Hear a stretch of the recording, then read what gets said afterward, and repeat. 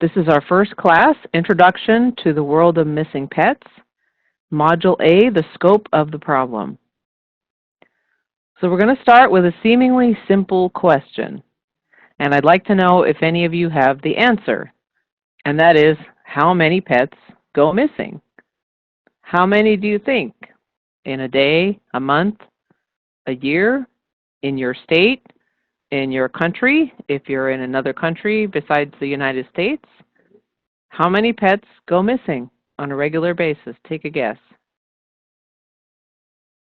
Well, let's start with how many pets are out there. Now, a note on the statistics in these slides, you will see that I use a lot of different statistics, numbers, and percentages. And one caveat is that I don't guarantee that any of these are 100% accurate, because studies are just that, studies. You're looking at a study group. But it at least gives you a ballpark idea, even if it's not 100% accurate. So the information here is from the American Pet Products Association, which creates an extremely helpful report every year, which they distribute to their members. And it's a trade organization for the folks who sell pet food, toys, leashes, every kind of accessory you can imagine. And so this information is very useful to them in manufacturing and distributing their products. So according to their latest study, there are approximately 183.9 million companion dogs and cats in the United States. And 68 of American households own at least one pet. 48% of those households own a dog, and 38% own a cat. So that's a lot of pets that are out there. The study drills down further into how many dogs or cats folks have, if they have a dog and a cat or other pets, etc. But these are kind of the basics. Approximately 6.5 million pets enter U.S. animal shelters every year, and I've heard some higher figures than that in different studies. Again, we don't know 100%, but that's quite a few pets, millions of animals every year, and it's roughly half cats and half dogs. Now, fortunately, we're seeing a trend for fewer cats entering shelters as more progressive shelters start managing their intake, and that's something that we'll talk more about when we get to the modules on shelters. But that's 6.5 million animals. Now, some of those will be owner surrenders or perhaps bite quarantine or cruelty cases, but the majority of them, I've found that in shelters that do animal control that take in strays, that at least 75% of their intake are strays, which are missing pets.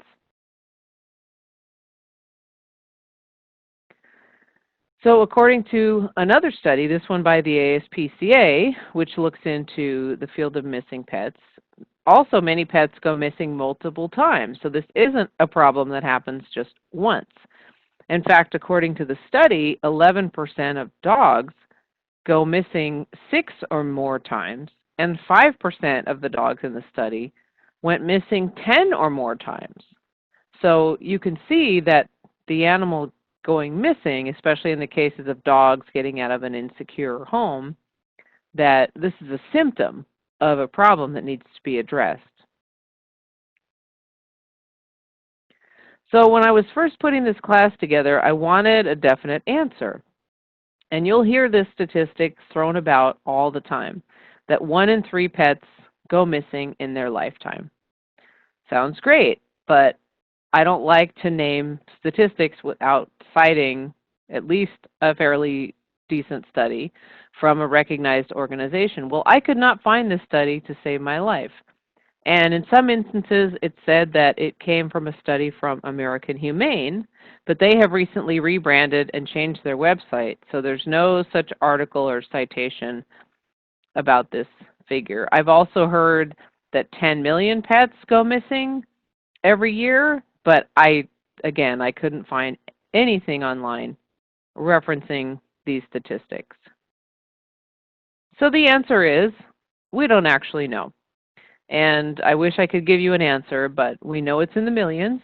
We know how many pets are out there and how many households keep pets.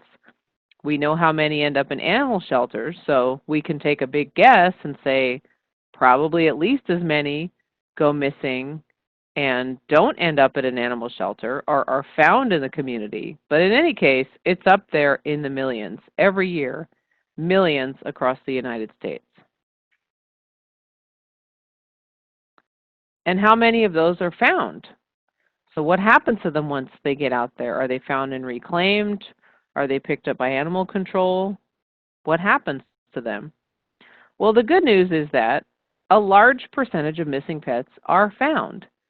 And while we, of course, hear the tragic stories of those that are not found or that have passed away, those kinds of stories get a lot of attention. The reality is that many dogs and cats that get out and go missing are found. Now, this study, the ASPCA study, showed that 93% of dogs and 75% of cats are eventually found. Now, I think 93% is pretty high, but again, it's just those persons and animals in that particular study group. But I have heard from other studies that overall it's in the 75% plus. Now, the important thing is that these pets were found by owners who were actively searching. That's the key. When people give up, they don't find their pets. They move on with their lives. The pets are not found. The majority of those pets are found in their community. And that's because, unfortunately, the least likely place for someone to find their missing pet is at an animal shelter. And that's ironic because that's where we're told to bring animals when they are lost. And that's where we're told to go to look for a missing pet.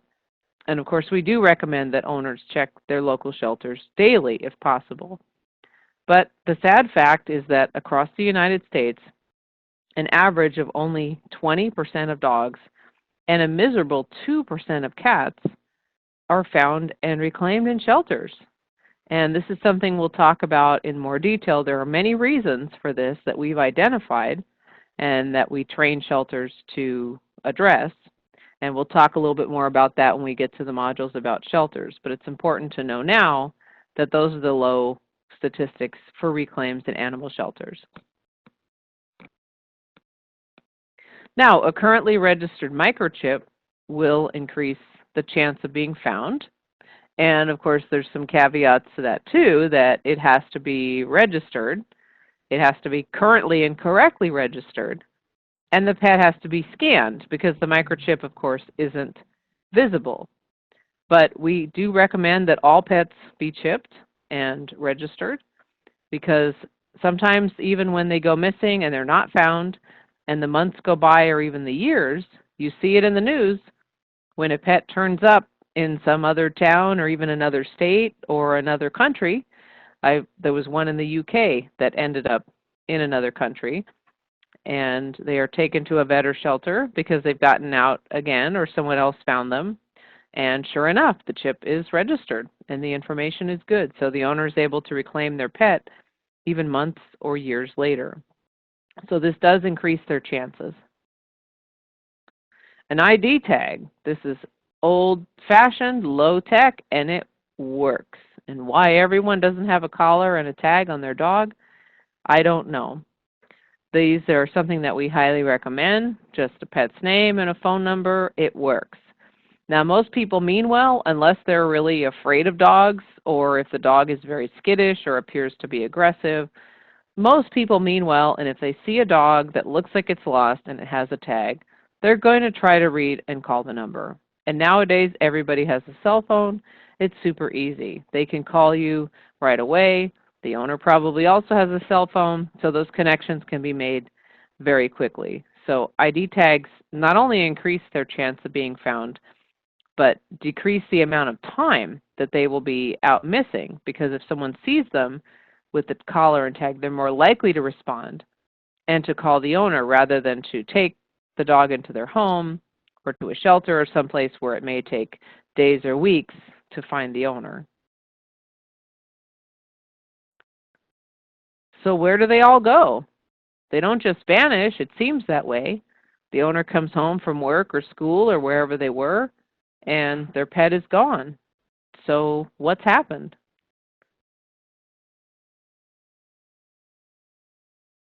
Well, one of the things that happens is that they're adopted by someone else. And this is actually a pretty common outcome. So there's approximately 1.6 million dogs and 1.6 million cats adopted yearly from shelters and rescue groups. And if these pets had no ID, no microchip, if the owner wasn't known, if they were held in a shelter, and the hold periods are very short. In California, it's only 72 hours. There's an unfortunate movement now to remove hold periods altogether, which we don't understand and oppose. And that could mean that your cat could be picked up and literally adopted out the next day or given to a rescue group before you even had a chance to start looking. And owners have a difficult time getting their pet back once they've been adopted by someone else. So there's a lot of challenges there that we'll talk about later in this course. But this is one of the possible outcomes for a missing pet. So sadly, some of them do die, and unfortunately, many are euthanized in an animal shelter.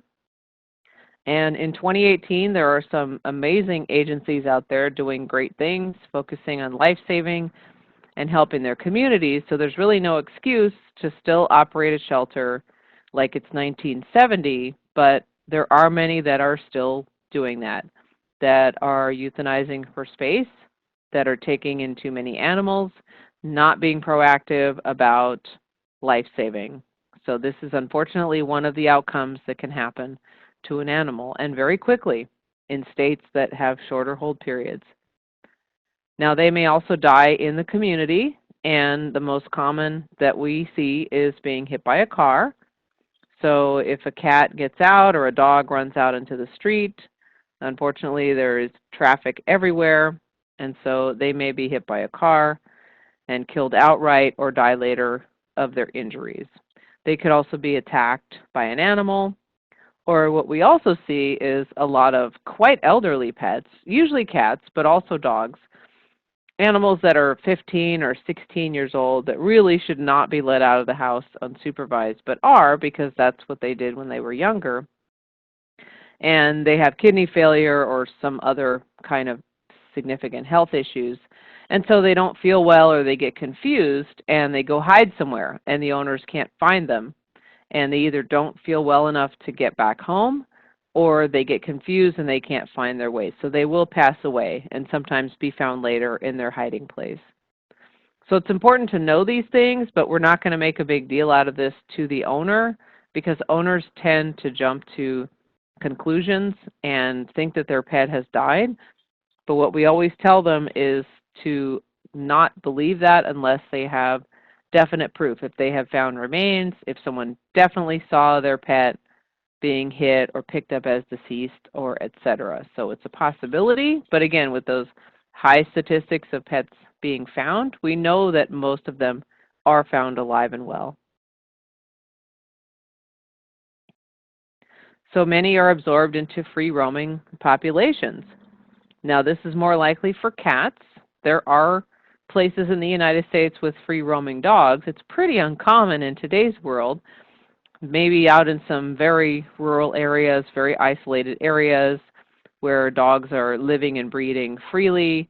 There are also some cities, I read in the news, I don't remember where it was, where there were entire blocks where the houses were just slums and had been abandoned.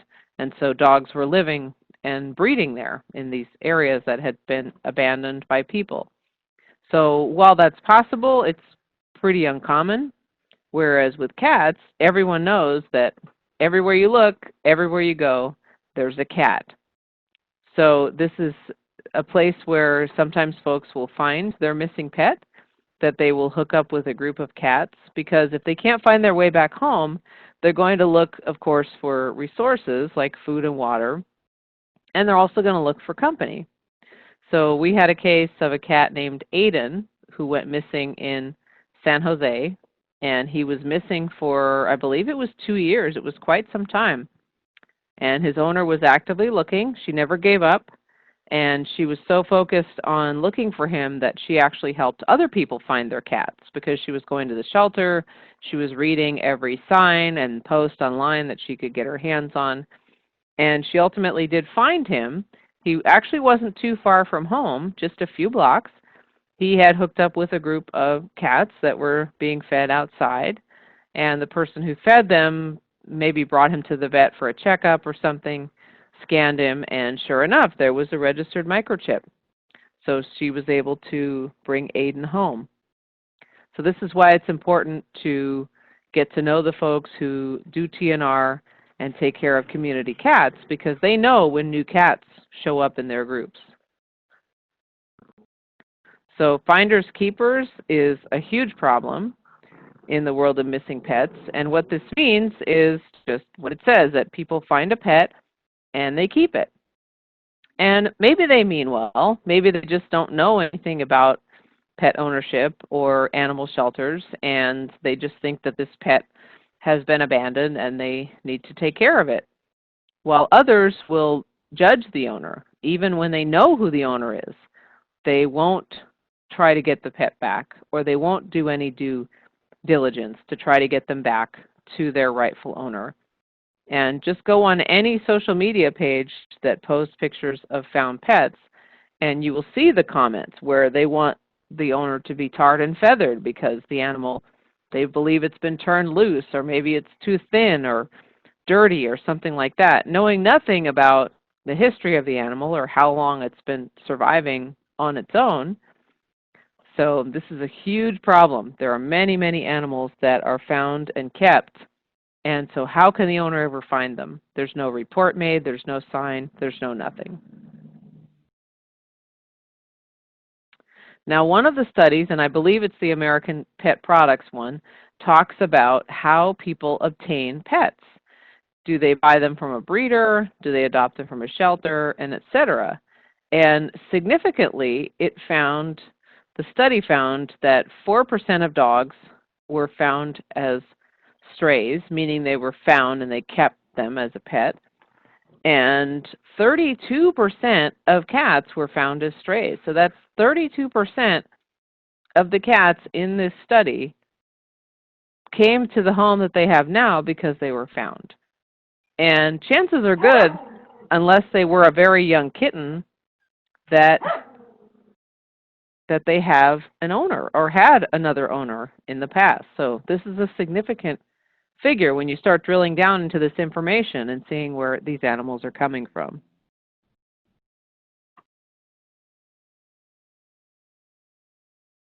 So how do they go missing? And understanding this will help you in your search. So I once asked an animal control officer, what are you guys seeing out in the field? What are the most common reasons for pets to go missing? And without hesitating, he said, because the yards aren't secure. That's like a huge percentage of the dogs they pick up are getting out day after day because the yards aren't secure. So the fences are broken, they are too short, they're falling apart, or the gates are left open. Children leave the gates open, people who don't know better, who aren't paying attention. Workers come and go and leave the gates open, and the dogs get out. Now, people may be renting, so they may not be able to make improvements to the property, or even if they're a homeowner, they maybe can't afford it at the time. Fencing, good fencing is not cheap and often requires a permit. So these are things that are not always easily fixed by the owner. Houses are not secure. So doors can be left open, windows can be left open, screens can be broken. There was a case near my home of a cat who got out last summer on the hot nights. Like everybody else, the owner opened her window to let the cool air in after dark, and she woke up in the morning and the screen had popped out and one of her cats was missing. Fortunately, the other cats hadn't noticed, but this particular cat named Zant had gotten out. Now, she did find him 2 weeks later. Fortunately, she kept diligently searching, and the complicating things is that he's a black cat, and there's other black cats in the area that look the same, and he did not go the direction she assumed that he did, but he went in a different direction. But she kept searching, kept putting out flyers, and eventually she did find him. But that was how he got out, was through a screen that just popped out.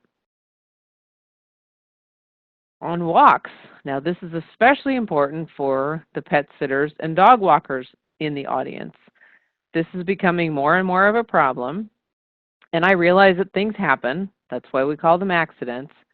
But we keep seeing things in the news, and some of these articles are referenced in your class materials, where dogs are being lost while they are being cared for by a pet sitter or dog walker. And unfortunately, it's not just bad for that person, but for the industry as a whole. And many of these situations can be prevented.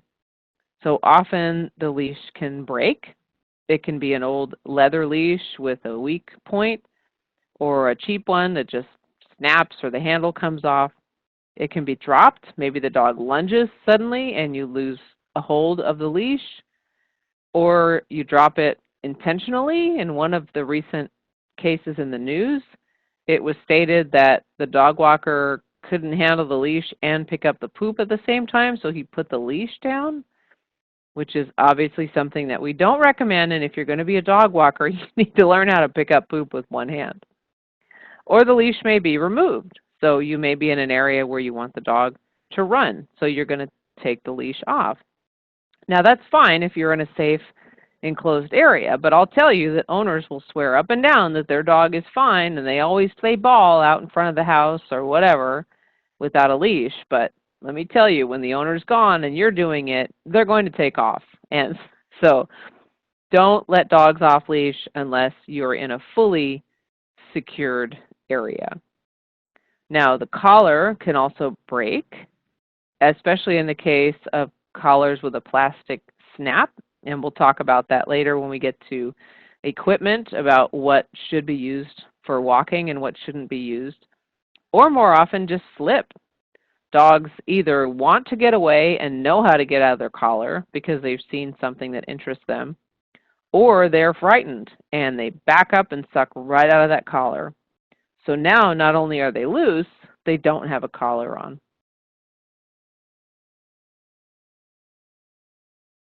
So some of them go missing also during transport. So the carriers can open or break, and you can see here in this picture, this is the type of carrier that we would recommend, a nice fairy kennel type carrier. We don't recommend that you use those cardboard ones that you get at the animal shelter. Those are good for one time, but they're not for repeated use, because all a cat has to do is push hard and they can push out either the top or the bottom. And now you have a loose cat in your car. The carriers can break, even the nice carriers like this. You've seen them where owners have had them for years. They're missing half of their hardware. So what we recommend is, if you're transporting other people's pets, invest in your own equipment. Buy some of those little screws and nuts for the carriers, and make sure what you have is secure. Now, dogs may be transported loose in the car, and they can and will jump out the windows. Maybe because they see a squirrel and they're a dog and they don't know that they shouldn't jump out the window. Or maybe they've become frightened by something. Or who knows, they're dogs. They can't logic like people. So they may jump or simply fall out the car window. And it just drives me crazy when I'm driving down the road and I see someone with their dog and the window is completely open, and the head is out the window, the paws are out the window. I've even seen smaller dogs standing on the windowsill while the owner's driving down the road. One wrong move, and away they go. Displacement is what we call it when an animal is in their home territory and something pushes them out of it. So often they are chased by another animal, perhaps a dog or a cat, and they are too frightened to come back, or they become disoriented and they can't come back. We've all known dogs that are afraid of noise, whether it be fireworks, gunshots, thunder. It's all kind of the same sound. And some dogs just get a little anxious, pace, and pant, whereas others will jump out of second-story windows, break out of crates, do anything to get away in a panic. I was taking care of an elderly Labrador, and I mean elderly, who cleared a solid 6-foot fence when he heard firecrackers. So you would be amazed at what animals will do when they are frightened. And the thing about displaced animals is that they're not far from home, which is good, but they can't find their way back, either because they are disoriented now or they believe that the threat is still there, so they don't try to get back. Disasters. Now, this is an area that we are starting to learn more about and hopefully develop some trainings and programs around missing pets in disasters. This picture here is of the recent devastating fires that we had in Santa Rosa and a number of other places around Northern California in 2017. The amazing thing is that these entire neighborhoods were burned to the ground. But afterwards, and unfortunately many of the pets did die, but afterwards a lot of the pets reappeared. We don't know where they went or how they survived. We theorize that the cats might have gone underground, but in any case, they survived.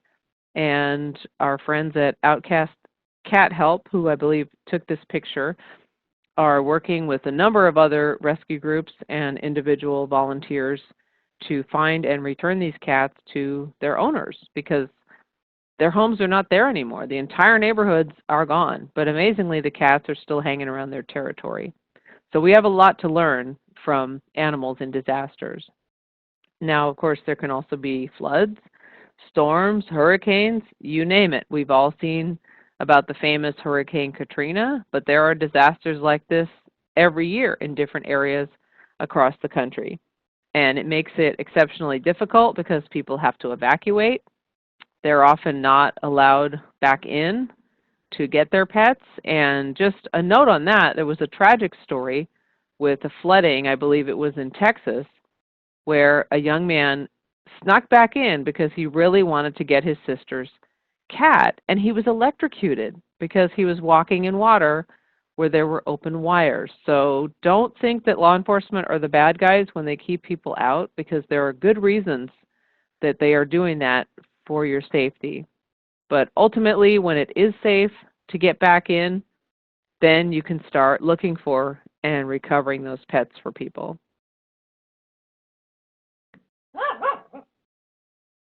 So there's a number of ways and places from where pets can go missing, and knowing that will help you with your search. So home is obviously going to be the number one place where pets go missing, and they may go missing from the house or from the yard, as we've discussed.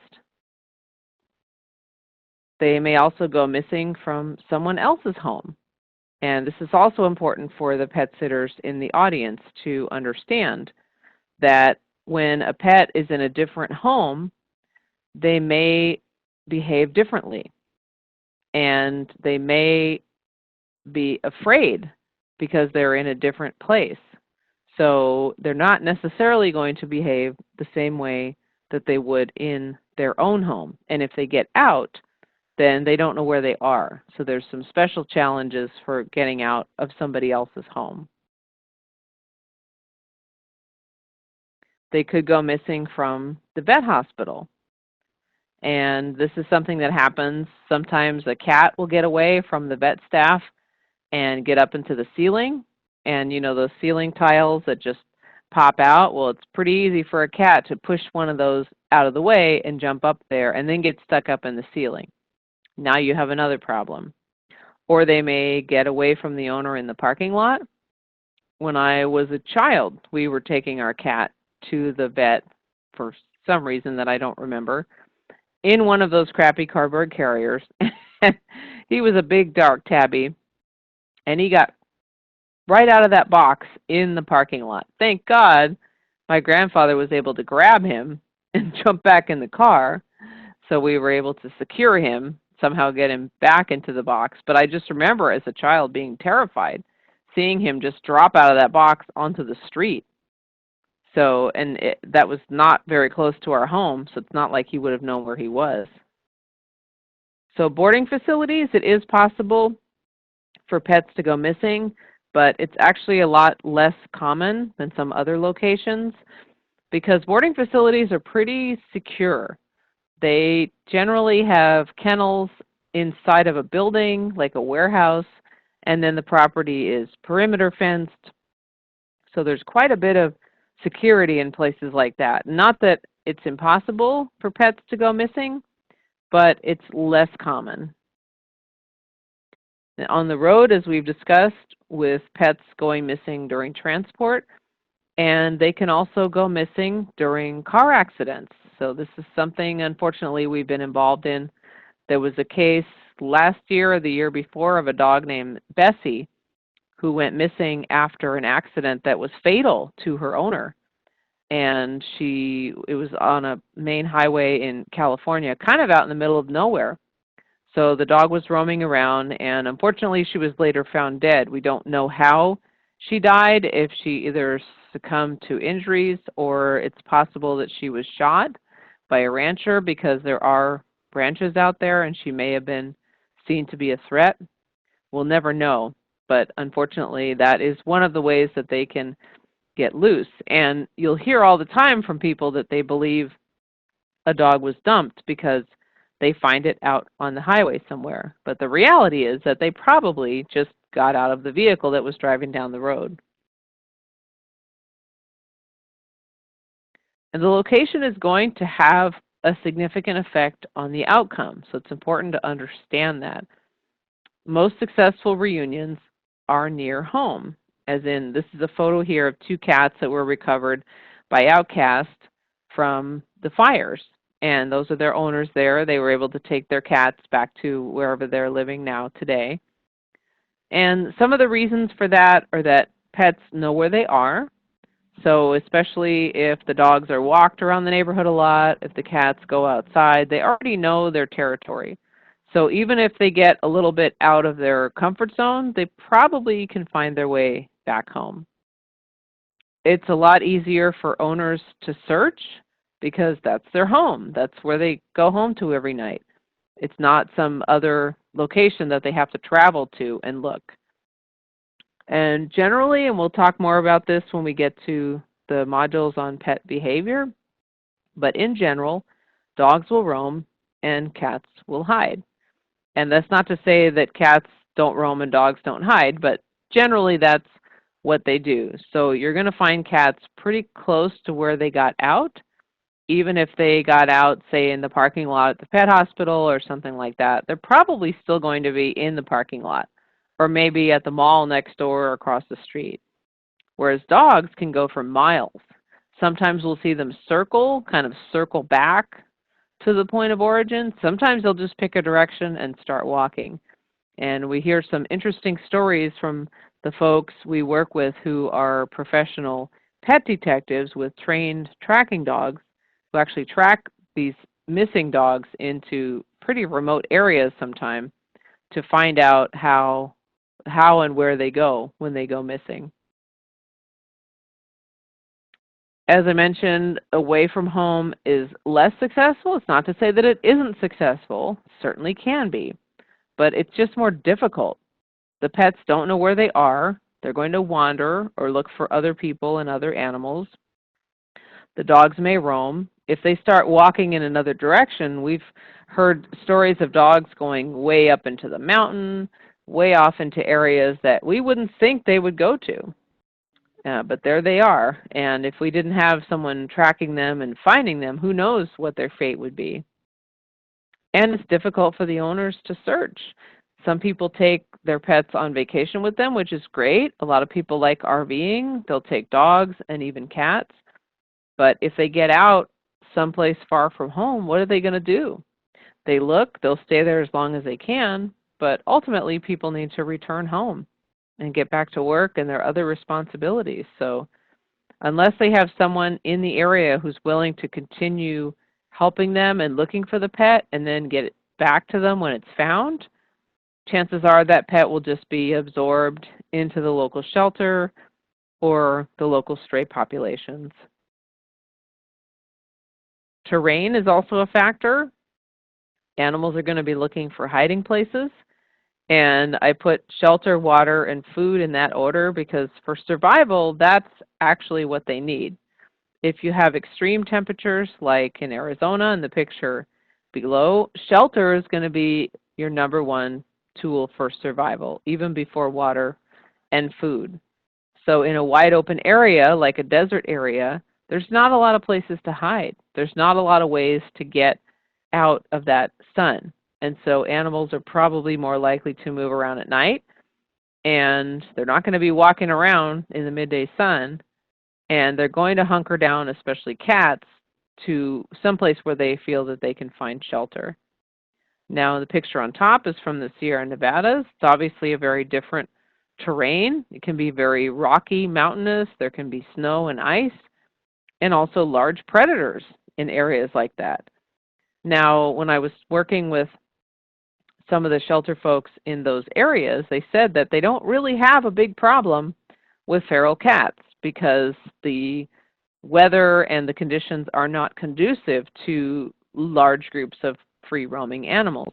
Now, that's not to say that pets can't survive. They can, and they certainly do survive in some really difficult areas right alongside predators. But it can be more difficult, and if they're smart, they're certainly going to hide very well. But the important thing for you to take out of this introductory class today is to know that whoever you are, whatever your role is in society with animals in the world of missing pets, that you can make a difference. And you can do that by understanding the scope of the problem, having some knowledge about how pets go missing and how they can best be recovered, how owners can be supported in their searches, by accepting responsibility. And that's not to say it's your fault that the pet got out, but to accept responsibility for your role. If you work in a shelter, take responsibility for all those people who come in looking for help and help them as best you can. If you're a pet sitter or a dog walker, take responsibility for safeguarding those animals in your care and doing all you can to prevent them from going missing. And if something does happen, take responsibility for it right away. Don't be afraid. Don't try to act like it didn't happen. Try to resolve the issue as quickly as possible. Do what you can to prevent pet loss and to recover missing pets as quickly as possible, and you will make a difference.